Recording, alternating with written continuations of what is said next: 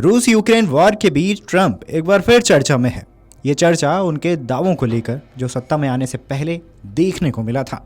दावा था कि जीतते ही सबसे पहले युद्ध रुकवाने में अहम भूमिका निभाएंगे। दावे भले ही ट्रंप कर रहे हों, लेकिन जमीनी स्तर पर इसका खासा असर नहीं देखने को मिला है। एक तरफ व्लादिमीर ज़ेलेंस्की को किनारे रखते हुए ट्रंप ने पुतिन से कई दफ़ा बातचीत की, लेकिन पुतिन उनकी बातों में नहीं आए हैं। रूस का हमला और आक्रामक होता जा रहा है। मंगलवार को रूसी सेनाओं ने यूक्रेन के 4 और गांवों पर कब्जा कर लिया है। मीडिया रिपोर्ट्स की माने तो इसके बाद ट्रंप इतने फ्रस्ट्रेटेड हो गए हैं कि वो कह बैठे पुतिन आग से खेल रहे हैं। आखिर ऐसा क्यों है कि पुतिन ट्रंप को खिलौना समझ रहे हैं या हल्के में ले रहे हैं? चलिए विस्तार से बताते हैं। दरअसल इसके पीछे एक बड़ी कहानी है।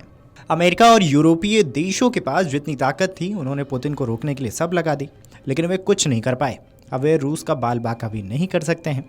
ये बात ट्रंप को पता है, इसलिए भी क्योंकि वे कोई भी सीज फायर अपनी शर्तों पर करना चाहते हैं। वे किसी भी कीमत पर ट्रंप के आगे झुकने को तैयार नहीं हैं।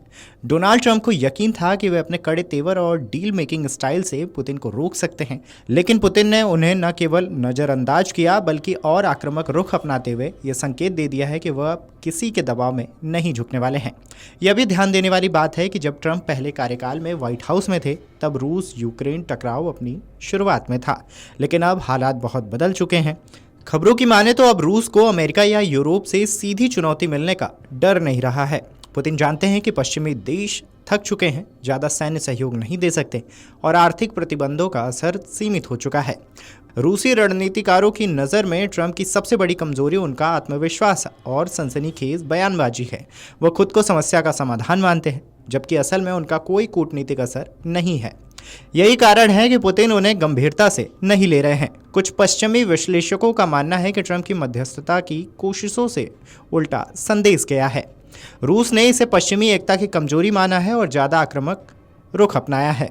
ट्रंप की सीधी पुतिन से बातचीत ने यूक्रेन के राष्ट्रपति ज़ेलेंस्की की भूमिका को कमज़ोर करने की कोशिश की, लेकिन पुतिन के इनकार और नए हमलों के बाद अब ये साफ हो गया है कि रूस केवल ताकत की भाषा समझता है। ट्रंप की पहल से शांति की उम्मीदें एक बार फिर झटका खा गई हैं। इस पूरे घटनाक्रम से ऐसा प्रतीत हो रहा है कि ट्रंप, जिनकी पहचान एक मजबूत नेता की हो रही है, अब अंतर्राष्ट्रीय स्तर पर राजनीति में महज एक पॉलिटिकल टूल बनते जा रहे हैं। पुतिन उनकी बातों को भाव नहीं दे रहे हैं और पश्चिमी सहयोगी भी उन्हें संदेह की नज़र से देख रहे हैं।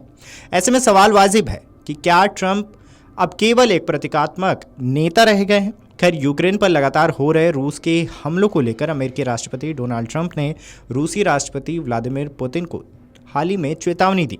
ट्रंप ने कहा कि रूसी राष्ट्रपति आग से खेल रहे हैं। ट्रंप ने अपने सोशल मीडिया पर लिखा कि व्लादिमीर पुतिन को यह एहसास नहीं है कि अगर मैं नहीं होता तो रूस में पहले ही बहुत बुरी चीज़ें हो चुकी होती।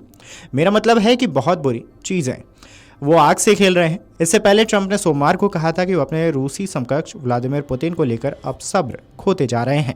हाल ही में अमेरिकी राष्ट्रपति ने एक और बयान दिया था, जिसमें कहा था कि रूस के राष्ट्रपति व्लादिमीर पुतिन के साथ हमेशा बहुत अच्छा संबंध रहा है, लेकिन अब उनके साथ कुछ तो हुआ है, उनकी मति मारी गई है। अमेरिकी राष्ट्रपति ने कहा है कि राष्ट्रपति पुतिन बेवजह बड़ी संख्या में लोगों की जान ले रहे हैं। यूक्रेन के शहरों पर बिना किसी कारण के मिसाइल और ड्रोन से हमले किए जा रहे हैं। अमेरिका की अगुवाई में संघर्ष विराम और शांति वार्ता के लिए कई महीने की कोशिशों के बावजूद इसका कोई ठोस परिणाम नहीं निकला दिखा है। रूस और यूक्रेन के प्रतिनिधियों के इस महीने तुर्की में हुए पहले सीधे संवाद के बाद केवल एक समझौता बंदी अदला बदली का देखने को मिला, लेकिन वार्ता में कोई महत्वपूर्ण सफलता नहीं मिली है। रूस का आक्रमण अब भी जारी है। इसे लेकर अमेरिकी राष्ट्रपति ट्रंप भी नाराज नजर आए हैं।